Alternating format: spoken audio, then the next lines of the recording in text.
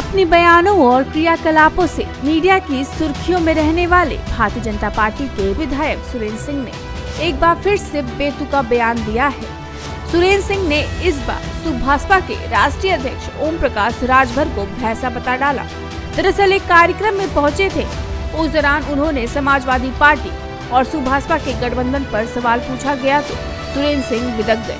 गठबंधन के सवाल पर दोनों की तुलना भैंसे से कर डाली। भाजपा विधायक यही नहीं रुके, उन्होंने अपनी बात को आगे बढ़ाते हुए दोनों को चोर तक बता डाला। ओम प्रकाश राजभर की तुलना भैंस से करते हुए कहा कि हम लोगों ने सोचा कि इस भैंसे को इंसान बना दें, लेकिन भैंसे को इंसान बनाना प्राकृतिक के बस की बात नहीं है, वो भैंसा भैंसा ही रहेगा। इसके बाद उन्होंने 2017 में भाजपा से गठबंधन करके मंत्री बनने वाले ओम प्रकाश राजभर पर तंज कसते हुए भाजपा की तुलना गंगा से किया। विधायक ने कहा कि गंगा में नहाने वाला कीचड़ अब पोखरा में नहा रहा है। ओम प्रकाश राजभर अखिलेश यादव से मिले हैं, तो क्या मायने लगाया जा रहा है? क्या मेरे भाई देखिए, और मैं तो यही कहूंगा कि एक मैं कहानी कह रहा था कि एक बार किसी बहुत विद्वान पंडित ने सोचा कि एक भैंस को हम इंसान बना दें, तो उसने जो है उसको बढ़िया से साबुन से नहवा करके खुद मांज धो करके उस भैंसे को लोगों ने जो है कहा कि आप रस्सी लगा करके उसके जहाँ बैठता था वहाँ बढ़िया से वो सब बढ़िया व्यवस्था कर दिया है, जिससे इंसान की व्यवस्था की जाती है।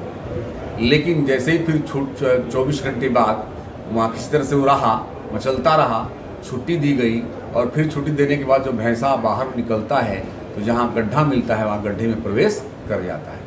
तो जिसका जो संस्कार होता है वो संस्कार गलत जगह पर, गंदे जगह पर खींच के लेके चला जाता है। तो ये हम लोग प्रयास किए कि एक इस भैंसे को भी हम लोग एक इंसान बना ले, लेकिन भैंसे को इंसान बनाना प्रकृति के बस की बात नहीं है। वो प्रकृति प्रदत्त चीज है, वो भैंसा भैंसा ही रहेगा। तो जो पाक में ही आनंद पाया है वो कभी अच्छे जगह पर रहने का प्रयास नहीं करेगा, यही मैं कर सकता। तो ओम प्रकाश राजभर वैसा है? निश्चित रूप से मैंने संस्कार वही है, संस्कार वही है। भैंसा मतलब भैंसा थोड़ी ना होता है, स्वभाव उसका। तो निश्चित रूप से जो वो एक संस्कार है ओम प्रकाश राजभर को, बताइए पवित्र गंगाजल में नहा करके कोई पोखरे में स्नान करने जाए तो इसको क्या कहेंगे? आप कहता है कि हम जो है हम नहा रहे हैं समुद्र में, वो तो नदी भी नहीं है, वो पोखरा है। समाजवादी पार्टी क्या है? एक सीमा के अंदर काम करने वाली पार्टी है, जो परिवार के अंदर, जाति के अंदर काम करने वाली पार्टी में जा करके तुम पोखरा में नहा रहे हो। यहाँ समुद्र है, गंगाजल है, इस गंगाजल में तमाम नदियाँ मिलकर के एक सुंदर रूप धारण करती हैं। वो समाज है भारतीय जनता पार्टी। तो उसके संस्कार का दोष है, उसका दोष नहीं है। ओम प्रकाश राजभर ने प्रेस वार्ता में कहा कि अगर सपा अगर हमको एक भी सीट नहीं देगी तो भी मैं सपा के साथ गठबंधन करूंगा और 27 तारीख को घोषणा करूंगा। देखिए होता क्या है, आप जानते ही हैं कि जब आप भी शादीशुदा होंगे ना, तो शादीशुदा वाला व्यक्ति जब जाता है दुल्हा बन करके, तो उसके मन में तमाम ख्वाब होता है कि भाई ये होगा, फला होगा, ढीका होगा। लेकिन 2 दिन बाद आप उससे पूछिएगा तो तब वो अपने जीवन के अनुभवों को शेयर करना चालू कर देता है। तो अभी उसको ज्ञान नहीं है।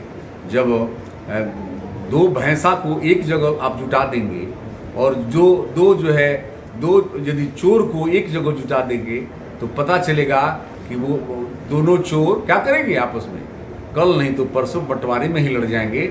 यहाँ तो केवल उसके लोभ की पूर्ति नहीं हुई इसलिए चला गया है, पवित्र जगह छोड़ करके चला गया।